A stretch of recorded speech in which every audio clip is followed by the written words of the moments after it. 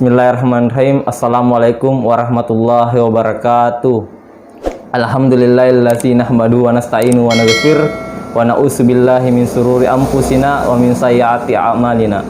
May yahdihillahu fala mudhillalah wa may yudlilhu fala hadiyalah. Asyhadu an la ilaha illallah wahdahu la syarikalah wa asyhadu anna Muhammadan abduhu wa rasul la nabiyya ba'da. Puji syukur kita panjatkan kehadirat Allah Subhanahu wa taala karena kita senantiasa diberikan kesempatan, kesehatan untuk dapat berkumpul di tempat ini dalam rangka pembuatan video perdana full up yang dilaksanakan oleh pimpinan Komisariat Biologi dengan tema Seberkas Cahaya Tauhid dalam Perjalanan Tanpa Batas. Untuk mengepesankan waktu, saya persilahkan kepada Kakanda Imawati Andi Siti Fatima SPD untuk membahas mengenai materi tentang seberkas cahaya tauhid dalam perjalanan tanpa batas. Kepada beliau kami persilakan dengan hormat. Baik, bismillahirrahmanirrahim. Assalamualaikum warahmatullahi wabarakatuh. Innal hamdalillah nahmadahu wa nasta'inu wa nastaghfir wa min sururi anfusina wa min sayyiati a'malina. May yahdihillahu fala mudhillalah wa may yudlilhu fala hadiyalah. Raditu billahi robba wa bil islami dina wa bi Muhammadin nabiyya wa rasulah. Amma ba'du. Puji syukur kita panjatkan kepada kehadirat Allah Subhanahu wa taala karena lagi-lagi karena beliau karena Allah lah yang Maha Zat, memberi kebahagiaan, pemberi segala nikmat, segala hal yang memberikan kita kesempatan dan waktu sampai pada saat ini kita bisa menikmati yang namanya keberkahan hidup dan karunia dalam indahnya beribadah. Kemudian salam dan salawat kepada junjungan Nabi besar Muhammad sallallahu alaihi wasallam. Lagi-lagi beliau adalah sepanjang autor peradaban sejarah yang sampai saat ini memberikan kita kenikmatan dalam berislam, senangnya kita dalam berjuang di agama Islam, di dalam organisasi Islam itu sendiri. Berkat perjuangan beliaulah segala kedamaian itu kita dapat merasakan. Oke, teman-teman sekalian, adapun tema kita seberkas cahaya tauhid dalam perjalanan tanpa batas. Nah, dari tema ini saya sangat senang dengan mendengar tema ini ya. Saya baru baca saja sudah senang dengan temanya. Sebab apa? Dari kata tauhid saja yang seolah-olah membawa cahaya kepada kita. Dalam artian bahwa tauhid itu memang menjadi tuntunan, panutan untuk hidup kita, pedoman hidup kita, supaya kita terarah dalam hidup kita. Mungkin teman-teman yang lain, imawati paham persoalan tauhid itu, tapi banyak yang paham hanya sekedar paham, tapi tidak mendalami yang mana yang dimaksud dengan tauhid itu sendiri. Sementara tauhid itu seperti yang kita dapatkan beberapa waktu lalu, ada yang uluhiyah, rububiyah, sama asma wa sifat. Sementara yang uluhiyah itu sendiri, kalau kita ibaratkan adalah bagaimana kita memaknai, mengesahkan Allah dengan menghadirkan kehadiran di dalam diri kita bahwa Allah itu patut kita sembah selain daripada Dia, dan sosok yang memang hanya satu kita sembah, tidak ada yang lain selain Allah Subhanahu wa taala. Dan di dalam surah An-Nisa ayat 36 dan Al-Baqarah ayat 21, Allah memang telah menyampaikan bahwa wahai manusia, sembahlah Allah, tidak ada yang patut disembah selain Dia. Wahai manusia, sembahlah Allah, dan sebagaimana manusia-manusia sebelummu menyembah Allah, dan kalian termasuk orang-orang yang bertakwa. Dan itu isi dari surah An-Nisa ayat 36 dan Al-Baqarah ayat 21. Dan tidak sekalian, teman-teman sekalian, tauhid ini kalau kita mau babat habis mungkin agak panjang ya. Jadi saya hanya mengambil bagaimana poin-poin penting dari tauhid itu sendiri. Kemudian kita kembali kepada tauhid uluhiyah itu sendiri. Jadi yang pertama tadi saya tulis dulu. Ini uluhiyah ya.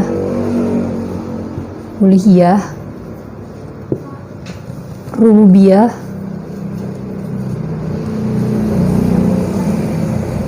asma wa sifat. Nah, yang akan kita bahas ini menandakan bahwa Allah itu satu. Allah itu satu. Kalau kita paham betul bagaimana Allah, coba bayangkan teman-teman sekalian, dari kata uluhiyah ini kita mengesahkan bahwa Allah itu memang satu, bukan dua. Bayangkan ketika Allah menjadi dua atau tiga, sementara yang sering kita perhatikan ada yang namanya Tuhan Trinitas. Tuhan Trinitas itu ada yang terbagi tiga, mulai dari ruhnya, mulai dari jasadnya, dan mulai dari bagaimana dia mengatur seluruh kegiatan. Kita mungkin sering menyaksikan bagaimana Tuhan yang ada di agama-agama lain seperti Kristen, Buddha misalnya.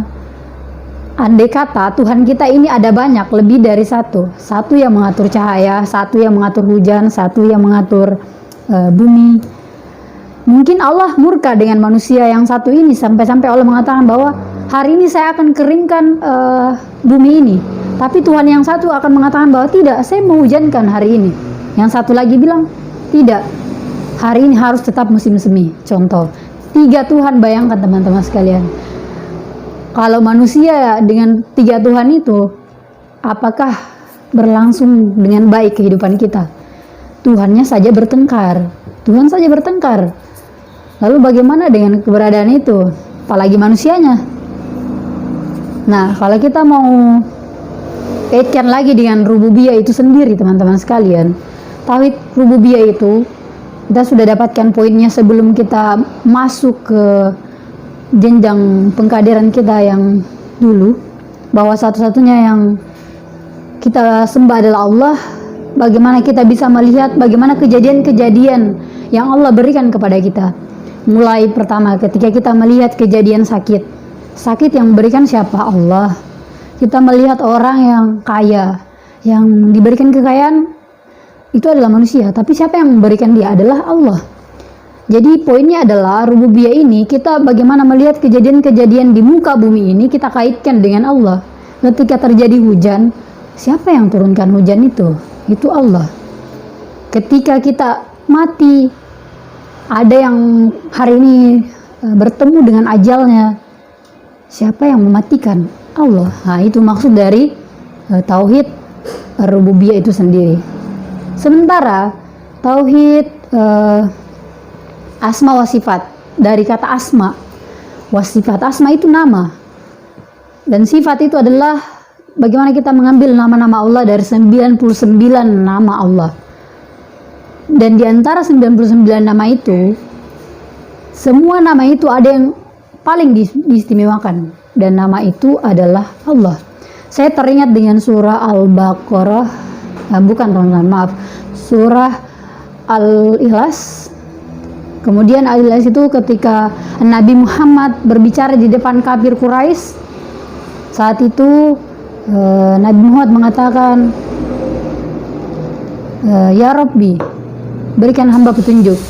Saat itu Nabi Muhammad berkhutbah di depan kafir Quraisy bahwa Rabb, qul a'udzu birabbin nas, qul a'udzu birabbil falaq.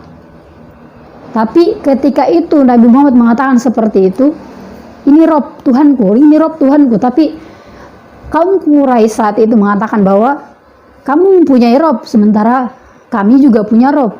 Dan Rabb itu ada Yahuza, ada patung-patung yang lain, berhala-berhala lain yang disebutkan oleh kaum Quraisy saat itu. Nah, saat itu juga ditentang Nabi Muhammad, ditentang di depan para kaum kafir Quraisy tentang ketika beliau mengucapkan lafaz itu, qul a'udzu birabbil falaq, qul a'udzu birabbin nas. Kata Rabb itu hanya dikatakan Tuhan, maka turunlah kalimat yang diistimewakan namanya Allah, qul a'udzu birabbin nas. Setelah itu di bawahnya lagi ada qul huwallahu ahad. Dan bagaimana kita bisa menyembah bahwa sesungguhnya yang patut disembah hanya Allah yang esa. Nah, kalau kita mau kaitkan di sini asma wa sifat itu, namanya Allah saja itu bisa menunjukkan bahwa Allah memang satu. Kalau kita mau berpikir secara logika, entah teman-teman paham bagaimana yang saya sampaikan, tapi silahkan lihat baik-baik apa yang saya tulis. Dari nama Allah saja yang saya tulis akan kembali kepada sifat yang pertama, akan kembali kepada nama yang aslinya. Ketika saya hapuskan satu huruf, tetap akan menjadi nama Allah. Jadi saya akan mulai menulis. Di sini saya tulis, ini lafaz Allah teman-teman sekalian. Kalau saya hapus ini, kan tadi di sini tertulis bahwa Allahu, tapi saya hapus alif dan lam yang satunya menjadi Allahu, tapi tetap mengerti namakan bahwa ini adalah Allah. Saya hapus lagi ini menjadi la ilaha, tetap menjadi nama Allah. Tapi ketika saya hapus lagi menjadi hu, tinggal huruf ha ini. Hu kalau dalam bahasa Arab itu huwa. Huwa artinya singkatan dari nama Allah, huwa. Berarti dengan meski tidak ada kata alif tadi sama lam tadi, tetap akan menjadi Allah meskipun yang tersisa hanya huruf ha, hu. Karena ketika kita jabarkan hu itu adalah huwa, yang berarti bahwa itu adalah Allah. Berbeda dengan nama contoh ya, nama saya adalah Fatimah. Saya menulis Fatimatun. Fa ini saya hapus. Apakah nama saya kembali kepada hakikat yang asli? Tidak. Yang tertulis hanya timah, artinya hilang. Ketika saya coret lagi menjadi matun, apakah sama dengan sifat nama saya? Tidak. Tidak akan kembali kepada arti yang sebenarnya. Saya hapus lagi huruf mim, hanya tun yang tersimpan. Sementara tun itu tidak ada artinya. Kalau kita mau jabarkan bahwa akan kembalikah menjadi arti nama saya kepada Fatimah yang tadi? Tidak. Tapi Allah mau kita hapus berapa kali pun, makanya turun itu surah Qul huwallahu ahad, nama yang paling diistimewakan di antara semua nama-namanya Allah. Sebab kalau nama ini dijabarkan, dia tidak akan berubah sifat dan artinya, tetap kembali kepada Allah, tetap kembali kepada yang Maha Esa, tetap satu dan tidak ada sama dari semua itu. Oke teman-teman sekalian, kalau kita mau kembali lagi, saya tidak menuntut banyak untuk banyak materi yang akan saya sampaikan, tidak, karena kita banyak waktu yang kesibukan yang lain. Nah, kita masuk kepada akidah teman-teman sekalian. Tauhid, kalau kita bertauhid pasti ada yang namanya akidah. Akidah itu adalah akad, dalam artian bahwa ikatan. Sementara kalau kita sudah bertauhid, berarti kita percaya akan keberadaan Allah. Segala aktivitas yang kita lakukan di muka bumi ini hanya karena Allah. Dan apapun yang terjadi, kita serahkan kepada Allah. Mungkin kita pernah terkena cobaan. Contoh ya, kita terkena cobaan, dan cobaan itu ketika kita jatuh dari sumur, teman-teman sekalian. Ketika kita jatuh dari sumur itu, kita ditolong oleh teman kita. Habis itu Allah jatuhkan kita di jurang lagi. Setelah kita bangkit dari jurang itu, Allah tenggelamkan kita lagi di tengah padang pasir itu. Kalau perlu di tengah laut. Kalau mau diibaratkan bahwa Allah ini bertubi-tubi memberikan kita ujian dan cobaan. Sama dengan halnya amanah. Amanah kalau datang kepada kita, kita baru habis terima amanah yang satu. Selepas itu ada amanah selanjutnya. Padahal amanah yang satu belum kelar. Apa maksudnya ini?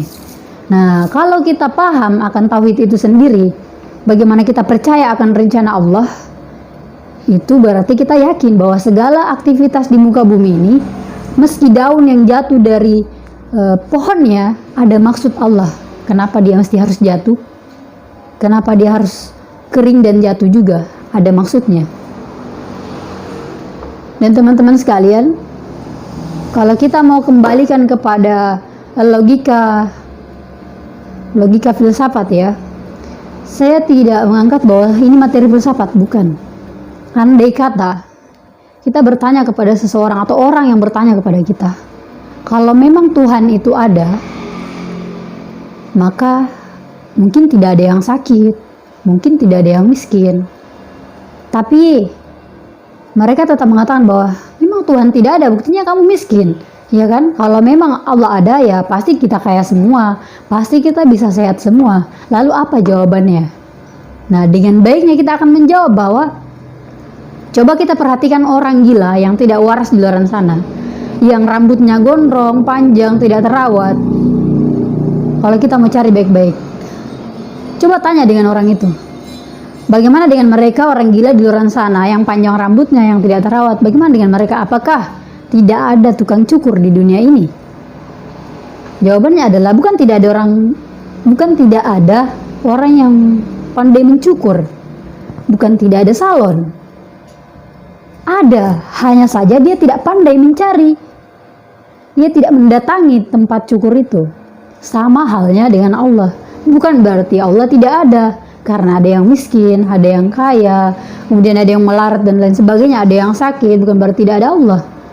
Hanya saja individu dari manusia itu sendiri tidak datang kepada Tuhannya sendiri. Bagaimana dia bisa mempertemukan dirinya dengan Tuhan, bagaimana dia bisa paham keberadaan Tuhan, sementara dia tidak mencari Tuhan, sementara dia tidak menghadirkan Tuhan di dalam dirinya, supaya saya hadir dan saya bisa paham bahwa oh, Allah itu memang ada. Terlalu banyak teori-teori yang terlalu jauh, sampai filsafat yang sampai bisa membuat kita tersesat, sampai kita menjatuhkan bahwa memang Tuhan itu tidak ada. Padahal sesungguhnya teori mereka itu bisa dikatakan salah, karena tidak mungkin Tuhan itu tidak ada.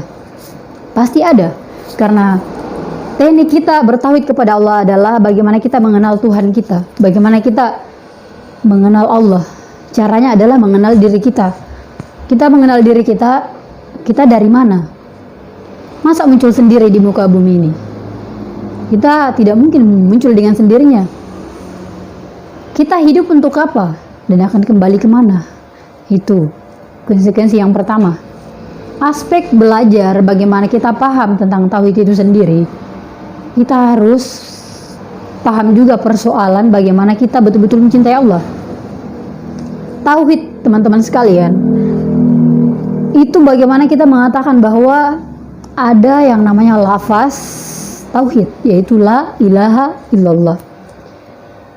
La ilaha illallah itu di hadis Abu Daud, Nabi pernah berkata bahwa kalau kita ingin, ketika ada seseorang yang mengatakan la ilaha illallah dengan sepenuh hatinya, maka kebaikan untuknya.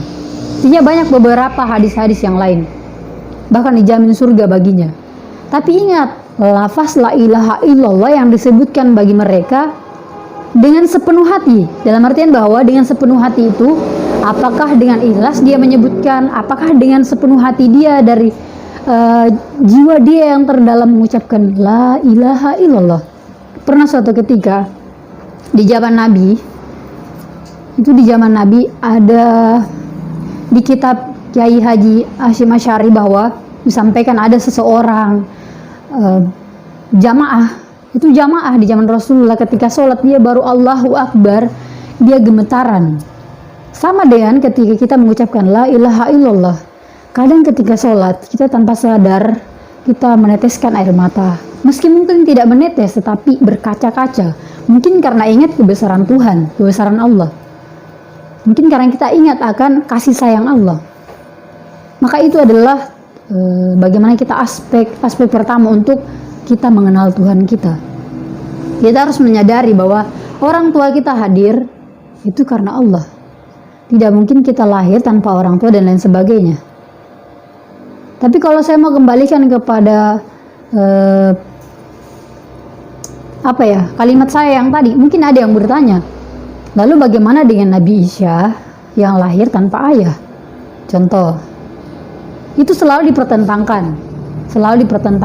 Bagaimana Mungkin kita akan bisa berargumen dengan mereka-mereka yang ateis bahwa bagaimana sih rencana Tuhan itu kadang membuat manusia menjadi bingung, bahkan katanya manusia itu memang harus lahir karena adanya orang tua, tapi buktinya masih ada manusia yang dilahirkan tanpa ayah. Kita terlalu terputar di ranah itu. Coba lihat aspek pertama ketika Nabi Adam diciptakan, tanpa orang tua dua-duanya. Nah, kalau kita mau kembali ke ranah itu, yang pertama, kenapa mesti kita harus jauh terputar dengan teori-teori bahwa adanya seorang manusia yang lahir tanpa ayah, sementara Nabi Adam itu lahir tanpa kedua orang tua? Itu yang jauh lebih rumit lagi kalau kita mau pikir. Nah, hadirnya dia karena apa? Karena ada yang menciptakan dia dari yang tiada menjadi ada. Tidak mungkin hadir dengan sendirinya, pasti ada yang menciptakan dia. Disitulah teknik bahwa di sini proses pencarian Tuhan yang namanya adalah tauhid. Kemudian teman-teman sekalian, nah, kenapa wujud Allah itu tidak ada? Maksudnya adalah dia tidak berwujud ya, maaf, dia tidak berwujud, tidak terlihat secara kasat mata, dan dia tidak seperti Tuhan-Tuhan yang lain, dalam artian bahwa Tuhan-Tuhan yang dibuat oleh manusia-manusia. Kenapa tidak seperti itu? Allah kita yang kita cintai tidak seperti Tuhan-Tuhan mereka yang lain itu.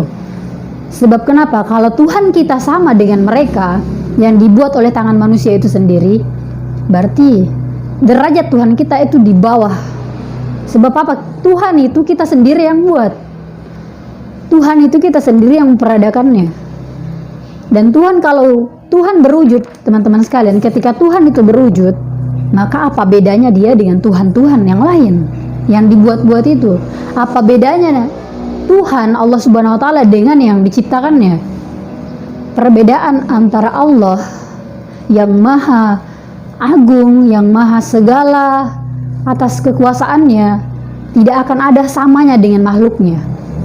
Maka wajar Allah itu tidak berwujud, karena ketika berwujud, itu tadi yang saya katakan, ketika Allah berwujud, apa bedanya dia dengan makhluk yang diciptakannya? Ya, itu mungkin yang beberapa poin awal. Kita masuk kepada bagaimana kita menikmati hidup kita dengan tauhid. Saya tertarik dengan tema ini yang seberkas cahaya tauhid. Cahaya dalam artian bahwa itu ada titik terang yang ketika kita bentengi dengan tauhid kita, percaya akan keberadaan Allah, percaya akan rencana Allah selalu indah pada waktunya, itu akan selalu ada cahaya di dalamnya. Coba teman-teman sekalian, ketika kita hanya memikirkan masalah, kita hanya duduk tanpa aktivitas, kita habis kajian ya, contoh, kita habis kajian, habis dengar ceramah di masjid, habis kegiatan-kegiatan kayak pengajian dan sebagainya itu, setelah kita pulang dari tempat itu, mungkin ada yang galau, mungkin ada yang kembali ke masa lalunya, mungkin ada yang bergaul ke tempat-tempat yang tidak lagi. Nanti dia baik ketika berkumpul dengan orang-orang yang baik-baik itu, tapi setelah lepas dari komplotan-komplotan yang baik tadi itu, yang pengajian itu, dia kembali ke masa lalunya, langsung galau seperti orang kosong gitu. Orang yang kosong dalam artian bahwa dia bimbang mau ngapain ya, seperti itu.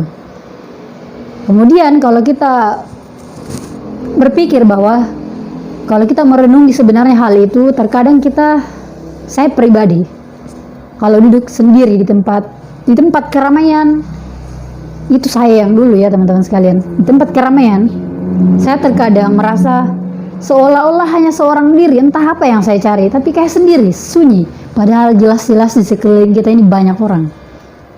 Lalu apa yang kurang? Tauhid, teman-teman sekalian. Kita selalu merasa bahwa di dunia ini kita hanya membutuhkan manusia. Di dalam diri kita tidak menghadirkan Allah. Padahal Allah senantiasa cemburu dengan kita yang selalu mendahulukan manusia, sementara bukan manusia yang akan mematikan kita, yang akan memberikan kita rezeki, yang akan membahagiakan hati kita.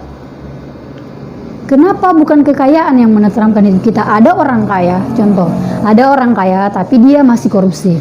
Ada orang kaya masih bertengkar dalam rumah tangganya.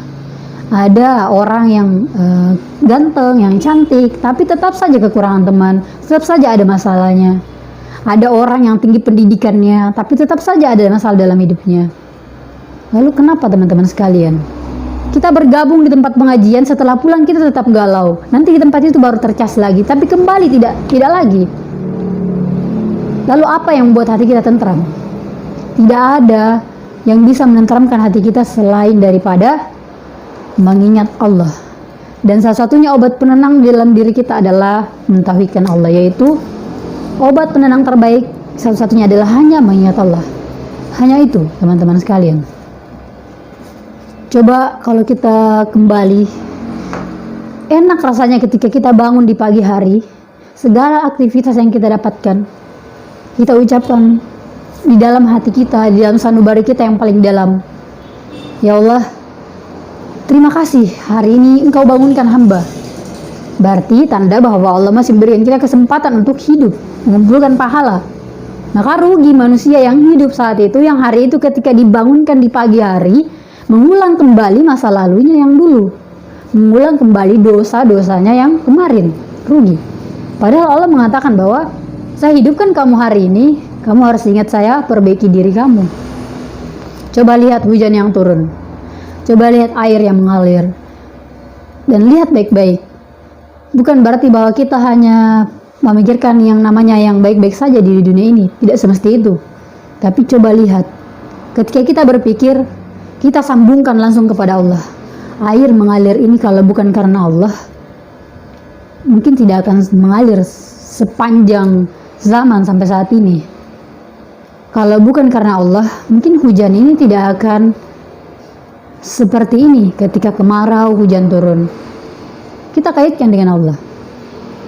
Ketika kita sakit saja, Allah kasih kita kesempatan untuk berpikir, kenapa saya diberikan sakit ya Allah?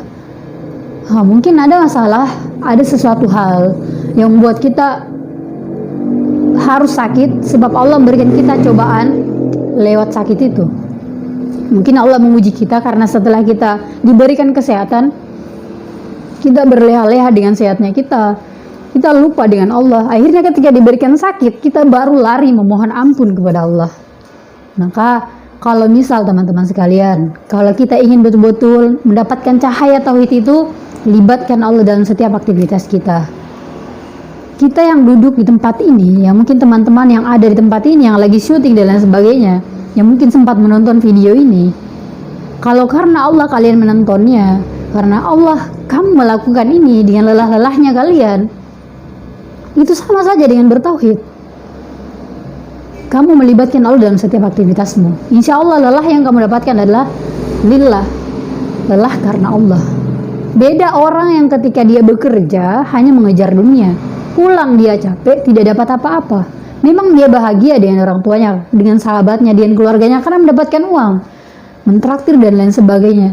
Tapi berbeda orang yang bekerja, menghasilkan uang, dan dia berbahagia dan berterima kasih kepada Allah telah diberikan kesempatan. Jadi segala aktivitas lagi-lagi dikembalikan lagi kepada Sang Pencipta, Sang Pemberi kegiatan-kegiatan dan aktivitas. Itu dia tadi, tauhid ar-rububiyah.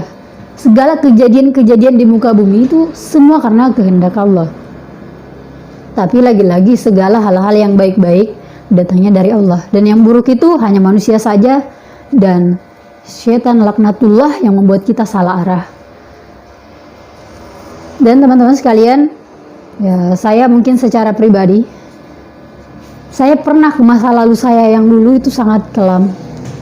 Tetapi setelah Allah menegur saya, memberikan ujian, Allah memberikan gambaran bahwa jangan pernah berhenti di titik hitam itu. Banyak titik-titik yang lain yang menanti, dalam artian bahwa kamu tidak akan berhenti di hari ini. Kamu harus jalan ke hari-hari yang selanjutnya sebelum aku memanggilmu. Dalam artian bahwa Allah menanti kita mati dalam rindunya Allah.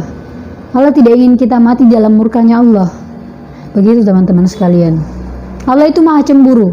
Makanya kita patut membahas bagaimana kedamaian di dalam hati kita, selalu melibatkan Allah, karena Allah itu sangat senang ketika kita selalu memuji-muji Allah di dalam diri kita. Kalau Allah Terus yang kita lakukan, kita minum air saja, makan roti saja teman-teman sekalian. Kita bilang seperti ini, mungkin di luar sana masih banyak orang yang tidak sempat makan. Tapi terima kasih Allah, hari ini dengan roti ini aku bisa makan. Hanya sekecil itu saja, kita sudah mendapatkan pahala yang luar biasa di mata Allah. Dan itu bukan hal yang dalam artian bahwa hal biasa, tapi itu sudah hal yang luar biasa. Karena jarang orang memperhatikan minum saja, dia sekedar minum sudah. Beda dengan orang yang betul-betul melibatkan Allah dalam hidupnya, dalam kesehariannya. Minumnya saja dia itu sampai-sampai air itu bisa tersenyum kepada dia.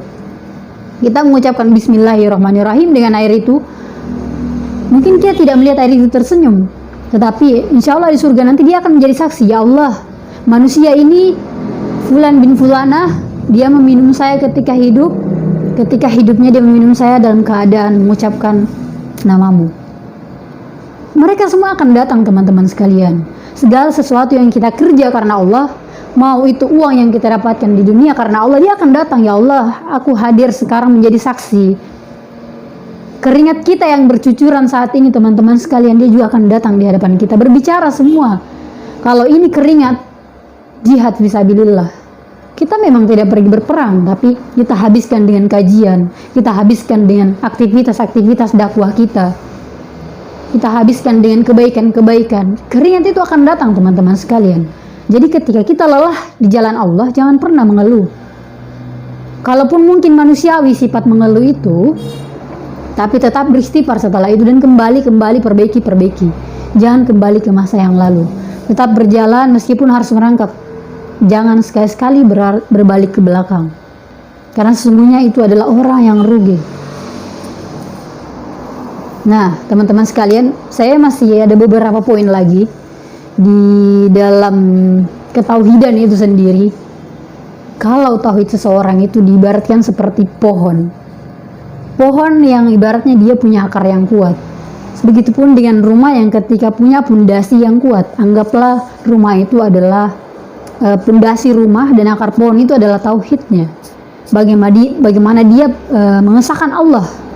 Kalau dia sudah kuat pada pondasi itu, akarnya sudah kuat, mustahil pohon itu akan runtuh ketika ada angin kencang yang menerpanya. Mustahil rumah yang tadi itu akan roboh ketika ada gempa yang datang menerpa. Mustahil ketika pondasi dan akar itu tidak kuat.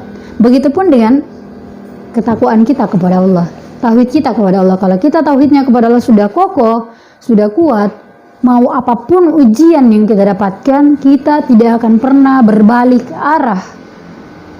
Mau berapapun cacian dan makian yang kita dapatkan, keluh, kesah dan bisikan dari setan, laknatullah, tidak akan mengubah gairah kita untuk tetap mengesahkan Allah. Dan ingat, hadis Nabi juga masih sempat di hadis riwayat Bukhari Muslim, bahwa umat Rasulullah yang ketika mati, dia sempat mengucapkan La ilaha illallah, maka baginya surga.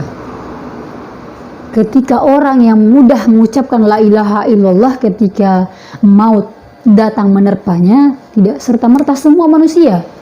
Hanya orang-orang yang ketika hidupnya melibatkan Allah. Nah teman-teman sekalian, apakah sekarang kita sudah libatkan Allah? Bahkan mungkin teman-teman yang ada di depan saya ini sekarang sementara sibuk menyiapkan kajian kita ini, apakah betul-betul mengesahkan Allah, termasuk diri saya sendiri? Tapi cukuplah Allah yang tahu persoalan itu. Dan saya berharap dengan kajian kita ini, kita perlu introspeksi diri, bukan melihat siapa yang menyampaikan, tapi lihatlah apa yang disampaikannya. Mungkin tidak seperti seorang motivator yang hebat di luar sana. Saya hanya orang biasa yang mungkin juga butuh cas ilmu, butuh kajian-kajian lagi dan lain sebagainya. Tapi menjadi manusia itu ketika menuntut untuk tetap berada di jalan Allah, jangan pernah bosan untuk mengejar ilmu, dan jangan pernah merasa lemah untuk berdakwah di jalan Allah. Jangan pernah merasa tidak mampu untuk menyampaikan kebaikan-kebaikan. Kenapa kita mesti harus tidak berpikir yang lebih logis lagi, bahwa setan itu senantiasa membuat kita patah semangat, setan itu senantiasa membuat kita kendor semangatnya. Kamu tidak akan mampu untuk mendakwai mereka, kamu tidak akan mampu untuk menyampaikan kebaikan-kebaikan mereka, karena kamu sudah bilang 1, 2, 3, bahkan lebih, dia akan tetap seperti itu, percuma saja. Setan akan terus berbisik seperti itu, sehingga membuat kamu lemah untuk menyampaikan hal itu. Bahkan ketika kamu baru mau menyampaikan, percuma kamu bilang sama dia, kamu saja tidak didengar, akhirnya tidak sampai. Jangan pernah berpikir bahwa kamu tidak bisa. Selagi kebaikan untuk memperkenalkan kita kepada akhirat kita, selagi kebaikan untuk mentauhidkan Allah, Allah tidak akan mungkin tinggal diam. Pasti Allah akan menolong kita dalam kebaikan itu, meskipun kita harus dicaci dan dimaki. Tapi kalau untuk mentauhidkan Allah, pasti Allah tidak akan pernah membuat kita turun derajatnya. Nah, saya rasa ini sudah berapa menit ya, tapi masih banyak poin-poin sebenarnya. Mulai dari hadis Nabi, mulai dari ayat Al-Quran. Saya bukan seorang penghafal, saya bukan seorang ahli hadis, tapi kita semua di tempat ini adalah orang yang selalu ingin berproses, teman-teman sekalian. Nah, dalam sebuah hadis, teman-teman sekalian, yang lafaz pertamanya adalah la ilaha illallah, kemudian wahdahu la syarikalah, walahul mulku walahul hamdu. Itu hadis yang pertama. Ada juga hadis selanjutnya, la ilaha illallah wahdahu la syarikalah. Kemudian disampaikan lagi bahwa yuhyil mauti wa huwa ala kulli syai'in qadir. Dua hadis yang berbeda kalimatnya, tapi maknanya sama. Disampaikan di situ bahwa tidak ada Tuhan yang patut disembah selain Allah, yang memiliki kerajaan dan kekuasaan hanya Allah, yang menghidupkan dan mematikan hanya Allah. Itu. Dan memang dalam hadis Nabi ini kita perlu mengingat bahwa Allah memang memerintahkan itu, bukan main-main, teman-teman sekalian. Bukan hanya dikatakan bahwa itu syair belaka, tidak. Sementara di hadis Abu Daud ini, hadis Bukhari Muslim ini, memang kita dituntut untuk merenungi bagaimana Allah menciptakan alam semesta ini. Mungkin yang kita lihat bahwa kita sekarang asik dengan dunia kita. Kita sekarang lagi kuliah ya, misalnya kita lagi kuliah, tapi kita hanya mengejar yang namanya akreditasi, nilai-nilai yang tinggi dan lain sebagainya. Tapi itu hanya dunia, lagi-lagi hanya dunia, teman-teman sekalian. Sementara Allah mengatakan bahwa tidak ada Tuhan selain aku. Bukan berarti bahwa kita hanya percaya bahwa Allah itu memang Tuhan kita, tapi Allah menuntut kita untuk percaya akan hal-hal di dunia ini, dilibatkan kepada Allah, dikembalikan lagi kepada Allah. Jadi kita kuliah ya sambil berdakwah. Caranya ya cari tempat sekumpulan tempat-tempat orang yang berdakwah. Jangan hanya mengejar IPK saja, karena bukan itu yang akan membawa kamu masuk ke dalam surga. Di dalam kubur yang akan menolong kita bukan IPK kita, bukan harta kita, bukan teman-teman kita, tetapi bagaimana kita mendapatkan itu karena cara kita mengesahkan Allah di depan teman-teman kita. Cara mengesahkan Allah di depan teman kita, mentauhidkan Allah, bukan berarti bahwa teman, Allah itu Tuhan kita. Bukan seperti itu. Cukup kita mengajak mereka, ketika mereka salah kita tegur dia, ketika mereka salah arah kita nasihati dia, itu sudah mengesahkan Allah. Jadi tidak mesti harus mengatakan bahwa Tuhan itu adalah Allah, tidak. Itu mungkin basa-basi yang mungkin dianggap oleh kaum kafir Quraisy sebagai hal-hal yang tabu. Tapi itu bukan basa-basi bagi kita. Itu adalah hal yang serius untuk kita luruskan kepada teman-teman kita, kepada saudara-saudara kita yang memang saat ini salah arah. Dan kita tidak bisa pungkiri, teman-teman sekalian, kita yang ada di Ikatan Mahasiswa Muhammadiyah masih banyak yang salah arah, yang mengatasnamakan Ikatan Mahasiswa Muhammadiyah, mengatasnamakan Muhammadiyah, tapi nama itu ikut menjadi jelek karena kita yang melakukan kejelekan itu. Padahal landasan utama kita adalah bagaimana kita mengesahkan Allah dengan moto dan cita-cita Muhammadiyah. Berfasta bikul herat, moto dari Ikatan Mahasiswa Muhammadiyah. Berlomba-lombalah dalam kebaikan. Berlomba-lomba dalam kebaikan dalam artian bahwa segala sesuatu aktivitas yang dilakukan imawan imawati yang ada di dalam hanya kebaikan. Ketika ada yang salah, itu kan manusiawi.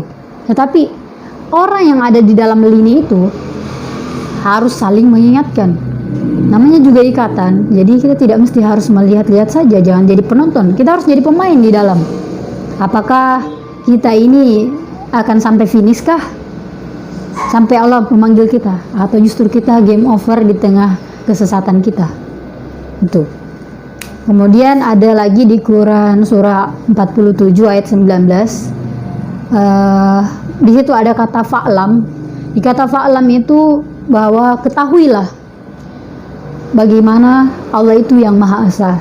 Dari kata fa'lam itu teman-teman sekalian, Allah menjelaskan bahwa kita dituntut belajar secara ilmiah, memahami secara ilmiah bahwa Tuhan itu ada. Jadi meskipun kita mengejar pendidikan kita tidak mesti harus mengejar pendidikan saja. Kita harus belajar bagaimana kita kembali kepada Allah. Seorang filosof dan lain sebagainya, itu semua dituntut untuk kembali ke jalan Allah sebenarnya. Dan teman-teman sekalian, lagi-lagi saya cuma mengingatkan bahwa ingat tadi 3 poin itu, tauhid uluhiyah, rububiyah, dan asma wa sifat.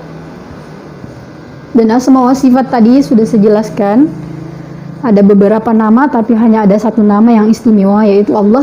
Karena kaum kafir Quraisy saja di zaman Nabi masih sempat memperdebatkan kata Rob, karena kami juga punya Rob, sementara kita juga ada Robnya. Hanya saja Nabi mengatakan bahwa qul a'udzu birabbil falaq, qul a'udzu birabbin nas, hingga muncullah qul huwallahu ahad, untuk menutup dan menskatmat tindakan-tindakan hal-hal yang tidak diinginkan dari kaum Quraisy. Barulah ada beberapa orang yang paham dengan apa yang dibicarakan oleh Nabi Muhammad.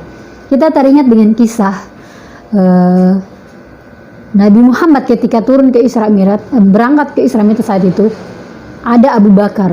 Abu Bakar As-Siddiq adalah musuh Nabi Muhammad, bahkan dia mau membunuh Nabi Muhammad ketika itu.